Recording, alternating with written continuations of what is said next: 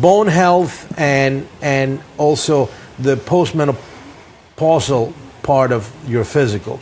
So in a perimenopausal, menopausal phase, there's a couple of things you add to the health tips for women to check out. Well, perimenopause is a transition period, and some women have trouble defining it, or they walk in and say, I don't know, am I perimenopausal? Oh, I could define it. I could define it. Right, fluctuating hormones. Right. But that translates into irregular menstrual cycles. Right. And then they usually have some hot flashes or warm flushes, whatever, the night sweats. They're just uncomfortable. Right. And then we do blood work. But again, things that in that phase, late 40s, early 50s, I guess you begin to concentrate a little bit about cardiovascular disease. Totally, but I'm GYN. I know, but no, we talk about blood. We check blood pressure. We do a lipid profile. Right. We check for diabetes. A little bit. That's a lipid make profile. Sure that they Absolutely. Make sure that they get a cardiac physical. And they're doing some exercise, and their weight is appropriate. And bone densitometry, do you do? I send them for. We don't do anything. We send them to the radiologist. They do bone density when they're getting near perimenopause, menopause. It depends on how irregular cycles are. What's your feeling on the whole calcium, vitamin D controversy? You mean in 20 minutes of sun a day as well? The problem is the studies are not showing that calcium and vitamin D really are great. They're pushing it, but then it's not. You want vitamin D so your bone builds, but in terms of rebuilding bone, it's not turning out to be the be-all and end-all. Right. But neither is the bone rebuilding medication. It's coming with a lot of issues and problems.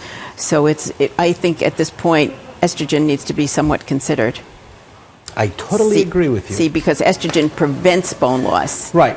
So you don't have to rebuild it. I had an old professor that said to me, Dr. A, trust me when I tell you estrogen is the window it's wonderful for women. And let me tell you, my mother's 80-something years old nowadays.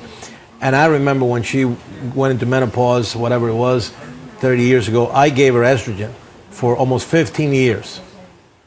And her bones are like dense as anything, and she'll die of something else, but she ain't gonna. Everyone dies of something. Yeah, but she's not gonna die from a broken hip, I don't think, and I hope not.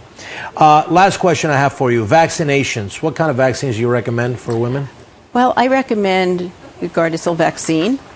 Okay, and of course the flu vaccine CDC recommends for every year. I don't push vaccines. I encourage patients to go to a primary care doctor. They might need a tetanus shot. They might need updates on some other vaccines. Okay. And again, being that and I know you're not a cardiologist, but being that cardiovascular disease is one of the biggest killer for women, how do you, from a holistic perspective, you being a midwife, so you do a lot of holistic, what do you advise women? What are the things that you tell women to do in order to keep a healthy heart?